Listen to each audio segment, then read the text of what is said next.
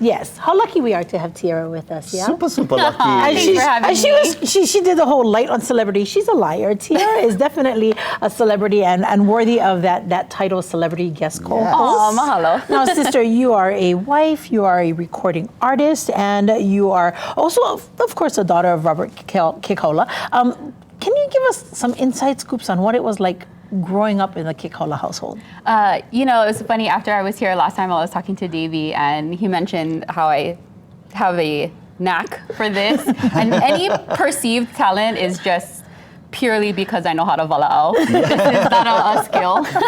And I mentioned, the reason we are like this is in the Kekaula house, you had to think fast and talk faster. So. I love that. We're going to make merch. Think fast, talk more fast. Yeah, one of many Kekaula-isms that are out there.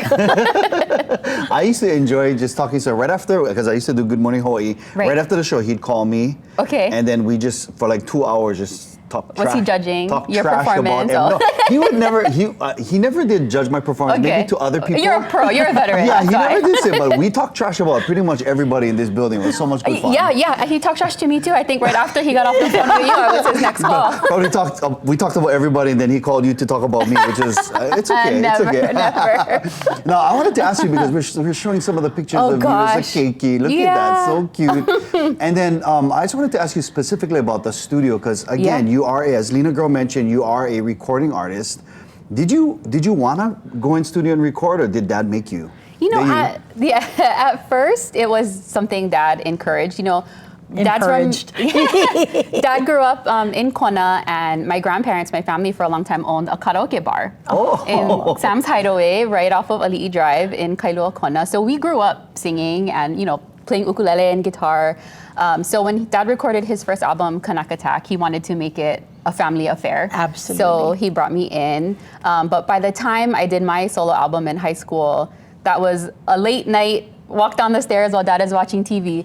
Hey, when is it going to be my turn? You did that? Oh, yeah, nice. so eventually when I got to the solo album, that was me. Oh, you got the bug. Yeah, I did, yes. Oh my gosh. And here you are. Look at this, that beautiful young girl right there. And now here you are, a marketing professional with Ala Moana, here on Oahu, and of course, Whalers Village on Maui as well, yeah? Ka'anapali. Wow. And how did you get into marketing? I always wanted to be a wedding planner. That was growing up, that was what I wanted to do. And for a little while in my 20s, I did weddings and corporate events. And I quickly learned that meant you had no nights or weekends because that's when these events occur. So I was looking for something that would kind of allow me to have a left brain, right brain mix the way events creativity, do. right? It's creativity, but it's also a lot of organization. And, I come from a type A father, and I'm a type A plus daughter. So something that kind of was a mix of those two things. From there, I fell into kind of the temporary leasing side at Ala Moana Center, helping with the small businesses who do pop-up shops, RMUs, and kiosks.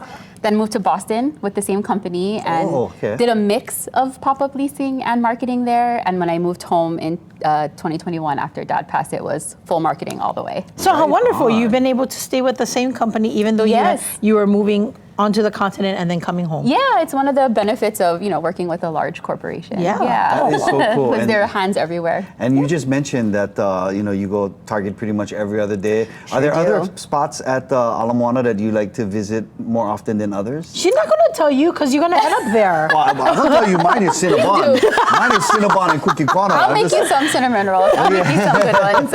Oh yes, she made some cookies for us today too. I'm sorry, I forgot to add that to her list of incredible accolades. Baker. Oh, wannabe. I'm going to wipe mine out, that cookie butter cookie. We'll show it a little bit later on. But no, for real, is there any other, like the stores that, especially for people who are watching, those are the must visits? Yeah, I love all of our local stores. We have over 100. Wow. Over 100 locally owned, operated, native to Hawaii brands at Ala Moana Center. And I think that's something that gets missed a little bit by our community. So I'm wearing Lex Breezy today, and she's over in the Malka Wing near Target. This is actually an Ala Moana Center exclusive. So this design was only available in the store. Kahula Le'a, Manaola, Tanoa. So there's some really great aloha wear brands. Dad would be proud with how much aloha wear is around Ala Moana Center. You know, that's interesting that you're mentioning that. And by the way, you can tell she's a marketing professional as she's hitting all the right. She's hitting all the designers. I love cool. it, sis. Speaking points. Because today is Aloha Shirt Day. Hey. National, what No it way. is Hawaiian Shirt Day, but for us, of yeah, course, of Aloha course. Shirt Day. And of course, your dad made this possible for all of us to be wearing Aloha attire, and not The once. king of the aloha shirt, You know, for sure. everybody else wore suit and tie. Right. We get to wear Aloha attire now. Yeah. So here's how you swallow my question. And by the way, thank you to Keha Hawaii for these beautiful shots. When did the first ever ad for an Aloha shirt appear in the newspaper here in Hawaii? Was a Honolulu Advertiser. Was it 1912, 1935, 1946, or 1963? We'll get you the answer in about 5 minutes right here on Island Life Live.